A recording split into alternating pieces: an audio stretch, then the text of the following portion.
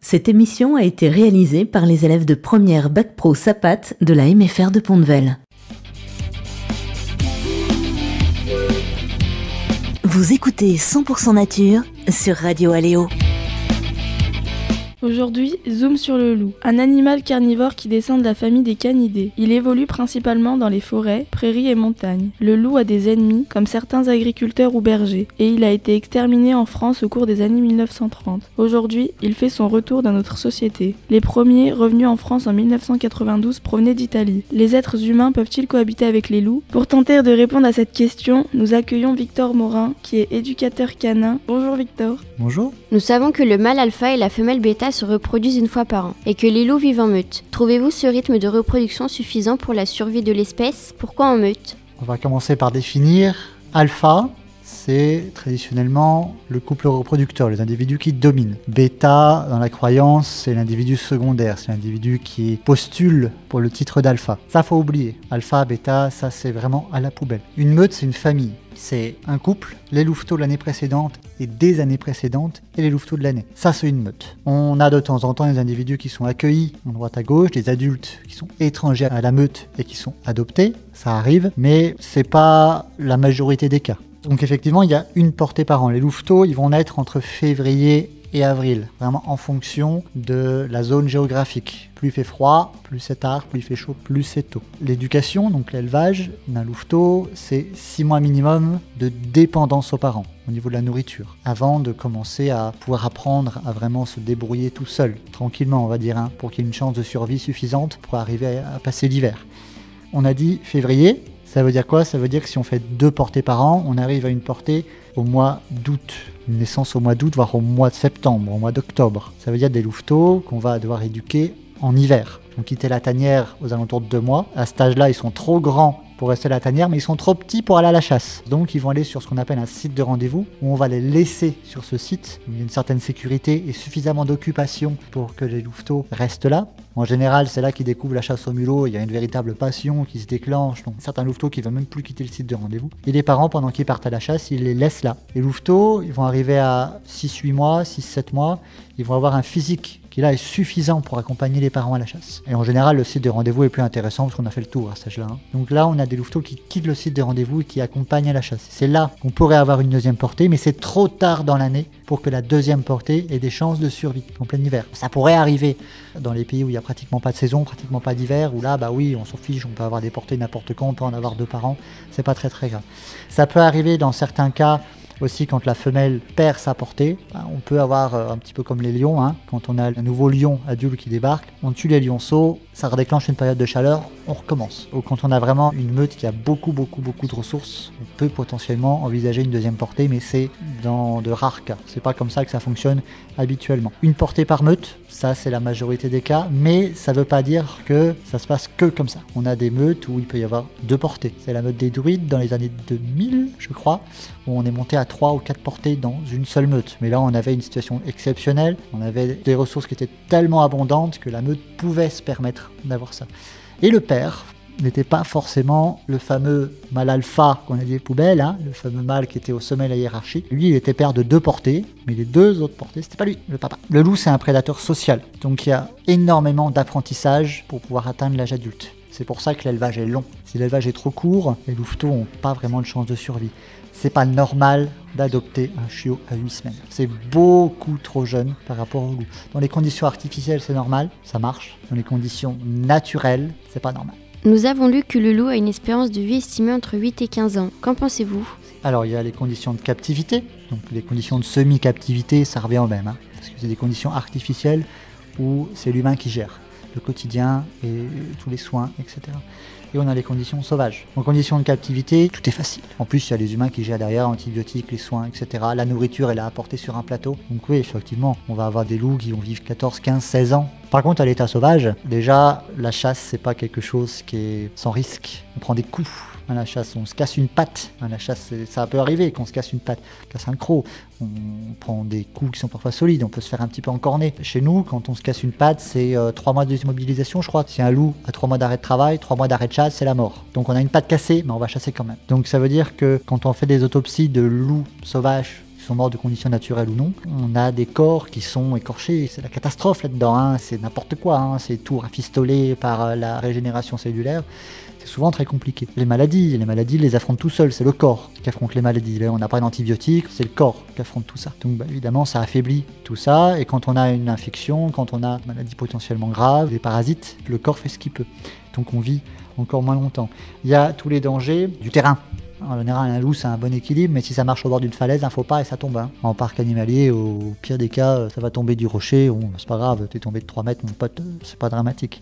Après, on a tout ce qui est danger à cause de l'humain. En France, un loup, ça a à peu près 2 chances sur 10 de se faire taper dans l'année par l'humain. Il y a beaucoup de loups qui se font taper, soit qui sont tirés par l'humain, soit qui ont des problèmes avec la circulation, donc qui se font braconner. Donc aujourd'hui, un loup sauvage, non seulement ça a les problèmes dus à l'environnement, mais ça a aussi des problèmes dus à l'humain. Le principal danger pour un loup aujourd'hui, c'est pas la nature, hein, c'est l'humain. Le loup se nourrit principalement de viande et non de plantes. Sauriez-vous nous dire pourquoi ?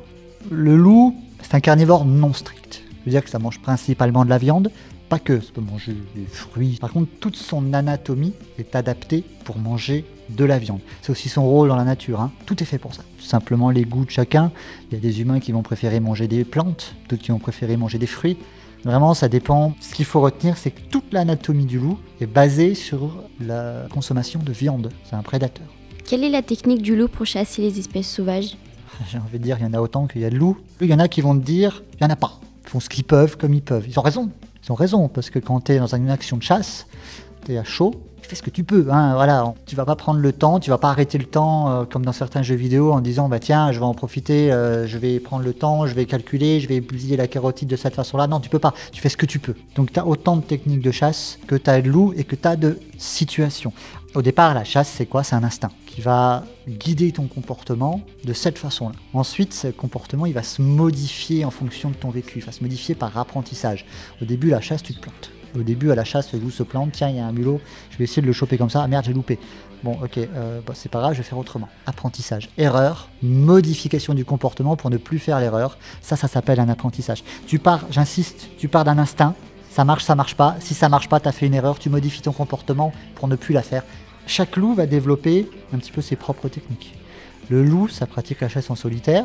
Par contre, il pratique aussi la chasse coopérative. Il y a certaines proies, il faut être plusieurs. Les loups vont instaurer ce qu'on appelle des cultures de chasse, c'est-à-dire que les meutes, à force de se connaître, à force de chasser ensemble, ils vont apprendre à anticiper le comportement des autres. Ils vont vraiment développer des cultures, des comportements de chasse, des techniques de chasse. Et ça, c'est pareil, c'est adapté. C'est adapté au quotidien, c'est adapté aux proies qu'ils vont rencontrer quotidiennement, aux individus avec qui ils chassent quotidiennement aussi. Ce qu'il faut savoir, c'est que ça part d'un jeu, parce que le jeu, c'est s'entraîner à la vie. Quand tu joues, tu fais semblant de vivre. Quand un louveteau se bagarre avec un autre, il s'entraîne au combat. Quand un louveteau poursuit un autre louveteau, il s'entraîne à poursuivre sa proie et à l'emmener un petit peu là où il veut. Il y a un biologiste, le Parc national de Yellowstone, qui a passé 25 ou 30 ans de sa vie, enfin la majorité de sa vie d'homme, à étudier les loups. Il passait ses journées sur le terrain, il s'appelle Rick McIntyre, et il s'est amusé, cet homme, à faire une liste de jeux des louveteaux qu'il observait. Il s'est aperçu que pour chaque portée, la liste était différente. C'était jamais pareil, il y avait toujours un petit changement. Donc par exemple, pour croire sur la montagne, moi je monte sur la montagne, et puis celui qui est sur la montagne, il protège sa montagne pendant que les autres, ils essaient de prendre sa place. Tu vois, tiens, je vais aller voler ce truc-là à papa. Tu vois, je te pourchasse, ou je vais essayer d'attraper le truc que t'as en gueule, je vais essayer de te le voler.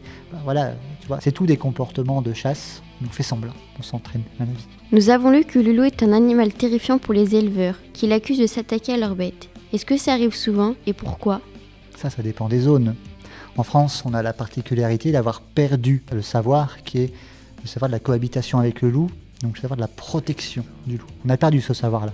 Donc les éleveurs aussi de chiens de protection français ont perdu aussi cette sélection-là, parce que les chiens de protection français, la sélection c'est devenu du chien de compagnie. Plus besoin du chien de travail en France, donc on est devenu du chien de compagnie. Aujourd'hui c'est l'inverse, il faut revenir au chien de travail, donc on a perdu un certain savoir. Il y a des zones qui sont tout simplement pas protégeables. Dans le Morvan c'est très compliqué, tu as plein de petits lots de bétail. Ces lots sont protégés, sont parqués par des petites haies, qui font 1,20 m de haut, c'est des passoires à loup. Le loup il rentre, il sort, je veux dire, ça sert absolument à rien pour arrêter un loup ça. Par contre pour protéger les troupeaux, c'est galère. Parce que 1 ou 2 chiens de protection par troupeau, merde, il va se retrouver avec combien de chiens de protection le monsieur. Après, pour parquer tout ça, mettre des clôtures électriques, c'est pas top non plus, c'est compliqué. Donc tu as des zones qui sont très difficiles à protéger. Tu en as d'autres qui sont beaucoup plus faciles. Tu as des éleveurs qui arrivent, mais c'est très coûteuse en temps, en argent, en énergie. Ça va dépendre de la richesse du territoire, parce que plus le territoire est riche en proie, plus la meute a de ressources, donc théoriquement, moins je vais taper de moutons. Par contre, une meute qui passe d'un coin de son domaine vital à un autre, le jour de son arrivée, ils sont fatigués, ils ne vont pas aller taper un sanglier, ils vont aller au plus facile. C'est vraiment aussi le contexte social qui va jouer. Ce qui va terrifier aussi, c'est le passif, tout ce qui est légende. Le loup est diabolisé par les éleveurs, les chasseurs, la religion. Le loup est diabolisé et on est resté là-dedans. Et avec tous les petits contes qu'on a, le petit chaperon rouge, etc., c'est toujours le loup le méchant. Il y a un manga qui va sortir ou qui est sorti, où c'est encore les loups les méchants. Ce qui est paradoxal, parce que la domestication du loup nous a donné le chien. C'est grâce au chien qu'on a commencé à avoir plus de succès à la chasse, donc on a pu commencer à domestiquer d'autres espèces, à se lancer dans l'élevage, parce que le chien, finalement le chien on l'a utilisé dans l'élevage pour protéger nos troupeaux contre les loups. C'est la création de l'élevage qui a permis la création de la civilisation. Donc c'est grâce au chien qu'on a pu se lancer dans l'élevage, qu'on a pu créer notre civilisation. On doit notre civilisation au loup. Le loup a souvent une image négative dans les contes pour enfants. Est-ce que son image a évolué au fil de l'histoire ? Dans la base, il y a des dizaines de milliers d'années, quand la civilisation n'existait pas et que le chien n'existait pas, l'humain, c'était, ça l'est toujours un petit peu, un chasseur coopératif, donc un animal qui vit en communauté familiale et qui pratique la chasse coopérative. C'est quoi le loup ?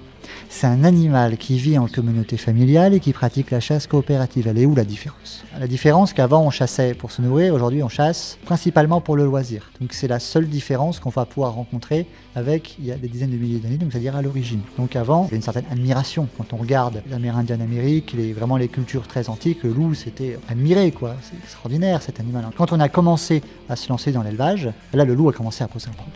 Et c'est là qu'on a commencé vraiment à diaboliser le loup, à créer des contes négatifs. L'élevage a fait du loup un concurrent. Donc oui, ça a évolué au fil de l'histoire. Regarde aujourd'hui, il y a encore 50 ans, le loup c'était diabolique. Et aujourd'hui, il y a toutes les admirations autour du loup, toutes les passions qui tournent autour du loup, toutes les histoires fantastiques, extraordinaires. Twilight par exemple, le loup, oh mon Dieu, le loup. C'est toujours pareil, ça change, ça évolue. Que pensez-vous de la cohabitation avec le loup en France ? Pourrions-nous faire la paix avec le loup ? Ça signifie qu'on est en guerre avec le loup.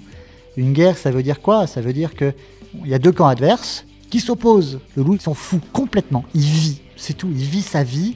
Et finalement, c'est nous qui déclarons que c'est notre ennemi. On est qui pour interdire une espèce de vivre ? C'est paradoxal parce qu'aujourd'hui, on est dans la politique, dans le monde entier. Il faut protéger la nature, il faut protéger les espèces. Et là, ce qu'on nous dit, c'est qu'il faut éradiquer une espèce. Juste parce qu'elle nous dérange. On n'a pas envie de faire l'effort, que ce soit l'effort psychique ou l'effort économique ou l'effort physique pour chercher des solutions de cohabitation. Je me fais pas que des amis là-dessus. Moi, les éleveurs, j'ai beaucoup de respect pour eux parce que je sais que c'est pas facile. Je sais que c'est une situation qui est difficile. C'est même parfois impossible. Donc je le sais très bien. Là où je suis impitoyable, là où j'ai absolument aucune envie de discuter et aucune envie d'aller consoler, c'est quand on fait pas l'effort derrière de chercher des solutions. Et on se dit, on tire et c'est terminé. Et on peut dire qu'on est en guerre si c'est dans les deux sens. Là, c'est dans un seul sens. Ça s'appelle un massacre. Et ce qu'il faut bien comprendre, c'est que le loup, c'est un terrien. L'humain, c'est un terrien. La poule, c'est un terrien. Qui sommes-nous pour vous dire, toi, je te tue parce que tu me déranges ? Aujourd'hui, cette guerre, en fait, elle est à la fois totalement ridicule, mais c'est aussi compréhensible, parce que les éleveurs, il y a vraiment de la détresse. Je pense pas qu'il faut leur taper dessus. Je pense qu'aujourd'hui, le secret de la cohabitation, c'est des compromis. Le loup, il est là, on peut pas faire autrement. On peut pas exterminer une espèce. Donc il faut, aujourd'hui, qu'on revoie tout notre mode de vie. C'est ce qu'on dit pour sauver la planète, pour cohabiter avec les autres terriens de cette planète. Le taux d'abattage, aujourd'hui, chez le loup, c'est 21% en France. Ça met en danger la survie de l'espèce. Il y a un truc, moi, que j'arrive pas à comprendre. C'est quand on est éleveur. Moi, je les adore, j'en connais des éleveurs. Quand on est éleveur, on se dit passionné de nature. Et ces passionnés de nature, qu'est-ce qu'ils me disent ? Je vais détruire une espèce de cette même nature. Parce que elle me dérange. Je n'arrive pas à le comprendre. Je comprends la détresse de ces éleveurs. J'ai envie de les aider. Mais moi, ça, là, j'arrive pas à y comprendre. Moi, je pense qu'on peut faire la paix parce que dans une guerre, il n'y a que des perdants. Là où tu pourrais gagner cette fameuse guerre, c'est en n'allant pas au combat, mais en cherchant les secrets de la cohabitation, c'est-à-dire en cherchant les compromis. Ça s'appelle de la diplomatie. Je pense que oui, on peut faire la paix avec le loup, mais il faut accepter le vrai visage de la nature. Et le vrai visage de la nature, c'est pas le sacré, c'est pas le tout beau tout propre, c'est pas les câlins des louveteaux. Ça fait partie du vrai visage de la nature. Le vrai visage de la nature, c'est aussi l'horreur, c'est aussi le sang, c'est aussi la mort. Ça fait partie de la vérité de la nature. Si vous deux, les filles, vous n'êtes pas capables d'accepter ça, alors je dis pas que vous l'êtes ou vous l'êtes pas, mais si vous n'êtes pas capable d'accepter ça, il faut aller en zoo. Et il faut surtout pas vous aventurer dans la vie réelle. Restez dans votre petit monde, parce que vous allez prendre une jolie claque. Selon vous, quelle est la place du loup aujourd'hui dans notre écosystème en France ? En France, on a un problème, on n'a pas de véritables grands prédateurs. On a 3-4 ours qui se courent après dans les Pyrénées. On a des lynx, oui, dans le Jura. C'est pas suffisant pour vraiment occuper une place de grand prédateur. Le grand prédateur de la France, c'est le loup. Par la pression de prédation, ça va maintenir en bonne santé la population de proie. Le loup, est-ce que c'est un choix volontaire ou involontaire ? C'est encore le fameux débat de l'inné et de l'acquis. Il va cibler les individus malades, les individus blessés. Tout ça, ça va garder l'espèce proie, donc l'espèce de chevreuil, les sangliers en bonne santé, parce qu'on va éliminer tous les individus fragiles, mais en plus, ça va les garder en bonne santé physique. S'il n'y a pas de proie, s'il n'y a pas de danger, j'ai pas de raison d'être en alerte. Il y a aussi un mode de régulation des proies. Le loup, on n'a pas besoin de réguler le loup. Ça, c'est une bêtise, ça. Un grand prédateur comme le loup, ça se régule tout seul, comme le renard. Si on a un territoire qui est capable de nourrir 5 loups, on aura 5 loups, on n'en aura pas 6. La seule exception, c'est quand on a des louveteaux et des jeunes. Quand on va arriver à 6, 8, 10 mois, ça va faire le ménage. Les individus un petit peu en trop, qu'on n'a pas les ressources pour les nourrir, ils vont partir en dispersion. Ils vont partir fonder leur propre meute ou chercher une place dans une autre meute. Ce qui va se passer, c'est que, comme au Yellowstone, ça s'est passé ça à Yellowstone, où on avait énormément de proies. On avait une population de proies qui était énorme. C'était une vraie surpopulation. Quand on a une vraie surpopulation de proies, il y a moins à manger pour les proies, donc du coup les proies sont en plus mauvaise santé. Ok, c'est super, le prédateur, il a la fête, il a une abondance de ressources. C'est pour ça qu'on a eu une meute de 33. Donc là, on a eu une surpopulation de loups, parce qu'on avait une surpopulation de proies. Mais du coup, comme on a eu une surpopulation de loups, la population de proies a baissé, et ce qui a plongé les loups dans une situation de famine. Donc la population de loups a baissé, ce qui a permis à la population de proies de remonter. La population de loups se régule toute seule, mais la population de proies se régule grâce au prédateur. Le prédateur ne va pas éliminer la totalité de la population de proies. Ça, c'est n'importe quoi. La nature est trop intelligente, trop bien faite pour dire que telle espèce de prédateur, quand elle arrive sur place, elle élimine tout. Ça, c'est l'humain, c'est pas le loup. C'est l'humain qui fait ça. Faut pas rejeter notre faute sur une autre espèce. L'humain est la seule espèce, quand elle arrive sur un territoire, elle détruit tout. Et c'est exactement ce qu'on est en train de faire. La place du loup aujourd'hui dans notre écosystème, elle est absolument essentielle. On a besoin de lui.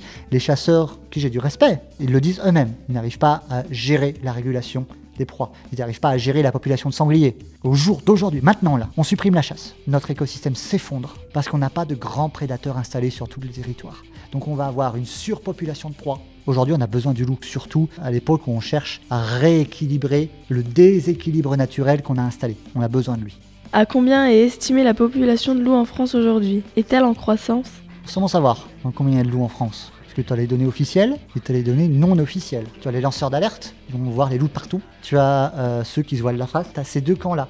Ensuite, tu as les scientifiques ou les données officielles qui sont extrêmement prudentes. Donc on va donner une fourchette. Mais tu en as beaucoup qui ont essayé de réduire ce nombre. Pourquoi ? Parce que plus on est important, plus on a le droit d'abattre de loups. Moi, le chiffre que j'ai trouvé, c'est 120 loups en octobre 2021. Comment savoir si c'est vrai ou si c'est faux ? Moi, je suis pas capable. Tu peux juste te dire, tiens, il y a à peu près tant de loups. Par contre, ce qu'on sait, c'est que les fameuses techniques de régulation ne servent absolument à rien. Donc la population est en croissance, ça augmente. Parce que ce qu'on veut aujourd'hui, c'est conserver le nombre de loups, ou le faire baisser pour certains, mais ça sert à rien parce que ça continue de monter. Et surtout, toutes les fameuses techniques de tir de loup, etc., peut-être que ça peut faire un peu d'effet sur le court terme. Quand tu as une meute qui est éclatée et des individus qui sont seuls, on va se tourner vers le plus facile, les moutons ou les veaux. Donc du coup, ce qui se passe, c'est que comme on fait éclater les meutes, on a vraiment une accélération de la colonisation. Donc on a précisément l'effet inverse que ce qu'ils veulent, que ce que le gouvernement et ce que tous les bergers, les chasseurs veulent. On peut pas dire aujourd'hui, on n'a que deux solutions, chercher à exterminer le loup totalement, ce qui est contre-productif. Donc à part éliminer le loup de toute la surface de la planète, c'est pas possible. Donc on est obligé d'accepter la cohabitation. Donc il y a une augmentation, même si c'est plus faible. Et moi je te le dis, le loup s'installe en France, s'installera partout en France, et c'est qu'une question de temps avant que tu en aies absolument partout. Est-ce que ça veut dire qu'on est en danger ? Non. Si tu te comportes bien, il n'y a pas de danger. Si tu te comportes mal, il y a des dangers. Ce que je dis souvent, c'est tu me respectes, ça se passe bien. Tu me respectes pas, ça se passe mal. Là, c'est exactement la même chose. Tu découvres une tanière, tu t'en approches, tu as des problèmes, c'est bien fait pour toi. Nous remercions Victor Morin d'avoir répondu à nos questions sur le loup. Pour plus d'informations, n'hésitez pas à vous rendre sur sa page Facebook. Merci Victor. Avec plaisir.